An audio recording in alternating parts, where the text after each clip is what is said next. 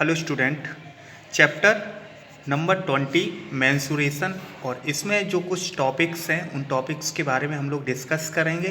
तो सबसे पहले बात करते हैं एरिया ऑफ रेक्टिलिनियर फिगर। तो सबसे पहले बात आती है रेक्टिलिनियर फिगर क्या होती है। देखिए, rectilinear figure a figure made up a some line segment is called. ऐसा फिगर जो कुछ लाइन सेगमेंट से मिलके बना होता है, ऐसे फिगर को हम लोग क्या कहते हैं, रेक्टिलिनियर फिगर। इसमें कौन कौन से फिगर आपके आ जाते हैं जो लाइन सेगमेंट से मिलके बने होते हैं। इन लाइन सेगमेंट को हम लोग साइड्स भी कह देते हैं, है ना। तो देखिए ऐसे कौन से फिगर हैं, स्क्वायर आपका हो गया, रेक्टेंगल आपका हो गया, ट्राइंगल हो गया, एक्सेट्रा। बहुत सारे ऐसे फिगर हैं जो रेक्टिलिनियर फिगर होते हैं और वो किससे मिलके बने होते हैं, लाइन सेगमेंट से। और इन लाइन सेगमेंटों को हम लोग क्या कहते हैं, साइड भी कहते हैं। तो देखिए उसमें आपका स्क्वायर, रेक्टेंगल और ट्राइंगल। अब हम लोग क्या करेंगे, इन्हीं स्क्वायर, रेक्टेंगल और ट्राइंगल, इन्हीं का हम लोग इसमें क्या करेंगे, एरिया और पेरीमीटर फाइंड करेंगे। तो सब अब उसके बाद हम लोग बात करते हैं पेरीमीटर। देखिए पेरीमीटर हमारा क्या होता है, the perimeter of a plane figure is the length of its boundary. जैसे आपने स्क्वायर देखा है, रेक्टेंगल देखा है, आपने ट्राइंगल देखा है, तो इनकी जो बाउंड्रीज होती हैं, यानी कि जो लाइन सेगमेंट की जो लेंथ होती है ना, उसी को हम पेरीमीटर कहते हैं। तो अब जो भी इनकी साइड्स होती हैं, उन सभी साइडों का हम लोग क्या करते हैं, पेरीमीटर निकालते टाइम इनका सम कर देते हैं, है ना, इनको ऐड कर लेते हैं। और इसकी जो यूनिट होती है वो वही यूनिट होती है जो उनके साइड्स की यूनिट होती है। अगर वो सेंटीमीटर में है तो इसका पेरीमीटर का जो आंसर होगा वो सेंटीमीटर में आएगा, अगर मीटर में है तो वो मीटर में आएगा, ठीक है। और एरिया क्या होता है बेटा, एरिया हमारा वो ये होता है कि देखिए the measurement of region enclosed by the plane figure is called its area. देखिए क्लोज फिगर का जो एरिया होता है, मेजरमेंट यानी कि ये जो अंदर का पार्ट होता है, इसको हम लोग कहते हैं एरिया, है ना। और इसकी जो यूनिट होती है, अगर हमारी साइड सेंटीमीटर इंटू सेंटीमीटर और सेंटीमीटर में है, तो हमारा जो एरिया होगा, ये एरिया की जो यूनिट होगी वो सेंटीमीटर स्क्वायर होगी, ठीक है। जैसे आपने देखा कि the area of the square of side, अगर साइड हमारी स्क्वायर की साइड 1 सेंटीमीटर है और अगर हम उसका एरिया फाइंड करेंगे तो एरिया हमारा क्या हो जाएगा, 1 सेंटीमीटर स्क्वायर में। यूनिट क्या हो जाएगी, स्क्वायर में।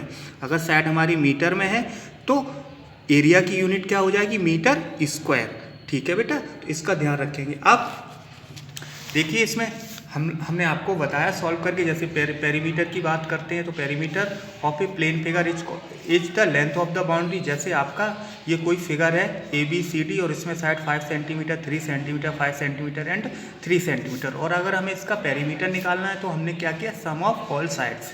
देखिए AB plus BC plus CD plus DA, इनको सबको हमने प्लस किया तो इनका आंसर हमारा कितना हो गया, 16 सेंटीमीटर। तो पेरीमीटर का एक सिंपल फॉर्मूला हो जाता है सम ऑफ ऑल साइड, चाहे वो कोई भी फिगर हो, ओके। अब उसके बाद हम लोग देखते हैं कुछ फॉर्मूले। देखिए फॉर्मूलों में हमारा क्या हो जाएगा, जैसे area and perimeter of rectangle. Rectangle के बारे में आप लोग जानते होंगे, ये कोई रेक्टेंगल ABCD है जिसकी अपोजिट साइड इक्वल होती हैं। AB इजिकल टू आपका DC होगा, BC इजिकल टू आपका AD होगा।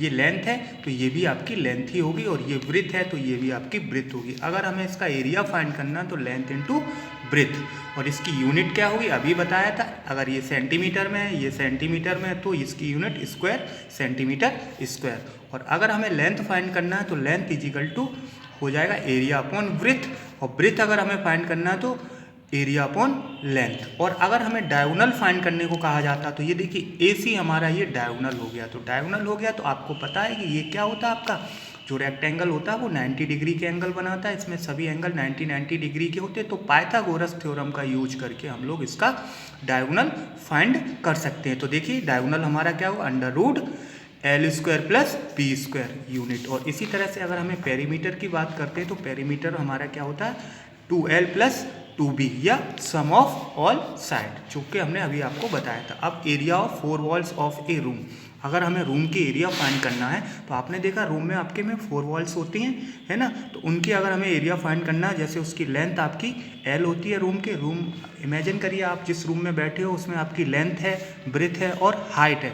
अब अगर हमें उस रूम का, जिस रूम में हम और आप बैठते हैं, उस रूम का अगर हमें एरिया फाइंड करना है तो हम क्या कहेंगे, एरिया ऑफ 4 वॉल्स, 2 ब्रैकेट में L plus B into H।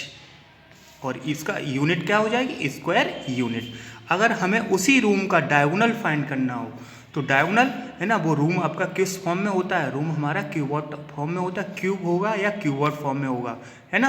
तो देखिए, तो हमारा डायगोनल क्या हो जाएगा, L square plus B square plus H square, है ना, यूनिट।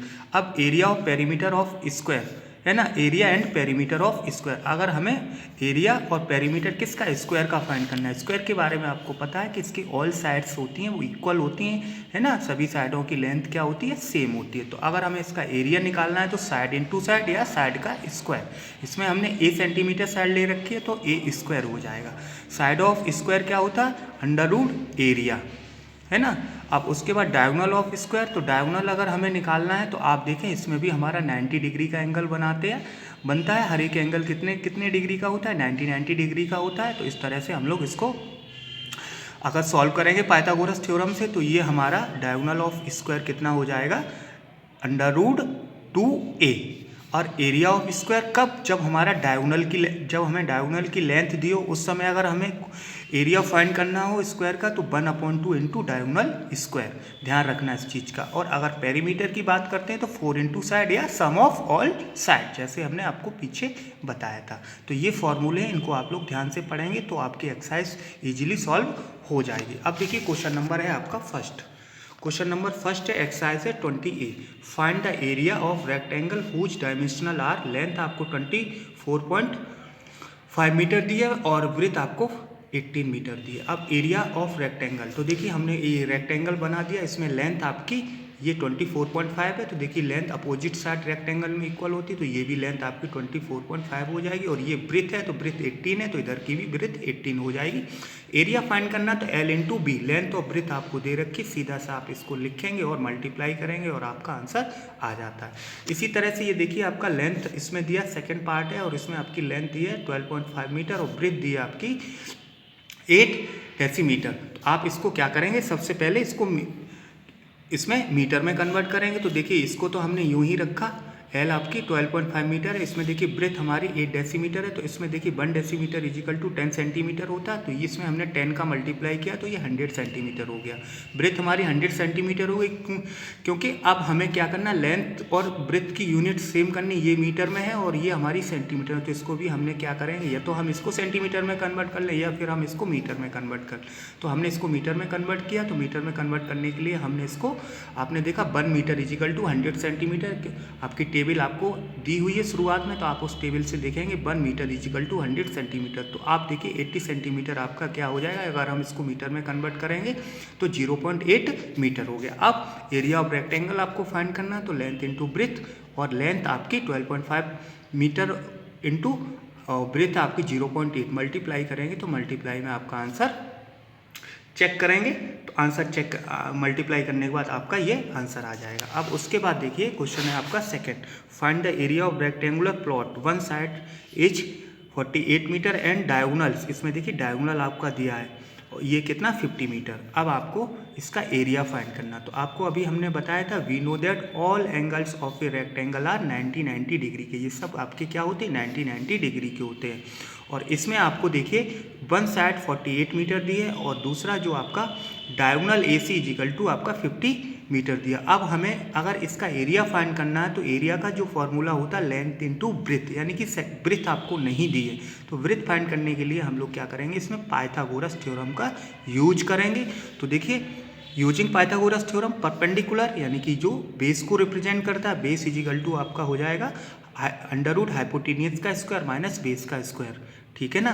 परपेंडिकुलर आपका बी ब्रेथ को रिप्रेजेंट करता है, तो हमें इसमें ब्रेथ फाइंड करनी है। तो देखिए 50 का स्क्वायर माइनस 48 का स्क्वायर, 50 का स्क्वायर आपको पता है 2500 माइनस 23404, इसमें से माइनस किया 196 आ गया। तो आपने देखा अंडर रूट 196 को अगर हमने रूट में इसकी वैल्यू फाइंड करेंगे तो 14 मीटर हो जाएगी। तो अब आपने देखा हमारे पास लेंथ भी आ गई और ब्रेथ भी आ गई। अब हम इस रेक्टेंगुलर फील्ड का या रेक्टेंगुलर प्लॉट का एरिया फाइंड कर सकते हैं। तो L इंटू बी होता है और इसमें लिखा तो हमने मल्टीप्लाई करने के बाद 772 मीटर आपका इसका आ गया एरिया उस रेक्टेंगुलर प्लॉट का। अब उसके बाद क्वेश्चन नंबर है आपका थर्ड। क्वेश्चन नंबर थर्ड है the side of rectangular park are in the ratios. अब आपने जो साइड जो रेक्टेंगुलर पार्क है उसकी साइड आपको रेशियोज में दे रखी, क्या है 3:4:3 है ना। ऑफ इट्स एरिया आपको ये गिवन है 1728 मीटर है ना स्क्वायर, और find the cost of fencing if it 80 rupees पर मीटर। और आपको उसमें फेंसिंग यानी कि इसके चारों तरफ, उस रेक्टेंगुलर पार्क के चारों तरफ आपको फेंसिंग लगानी है ना। तो उसकी जो कॉस्ट दे रखी है वो आपकी दे रखी है 30 रुपीज़ पर मीटर। यहाँ 30 है बेटा, ये 30 कर लो, 30 रुपीज़ पर मीटर के हिसाब से इसकी कॉस्ट दे रखी। तो देखिए अब हम क्या करेंगे, सबसे पहले इसकी साइड फाइंड करेंगे जो रेशियोस में दे रखी है। तो हम लिखेंगे let the length of field, जो फील्ड की जो लेंथ है वो 4x हो गई, और उसके बाद आपकी जो ब्रेथ हो गई वो 3x मीटर हो गई। तो अब हम एरिया इन साइडों से निकालेंगे, तो ये हमारा L इंटू बी यानी कि 4x into 3x 12x square.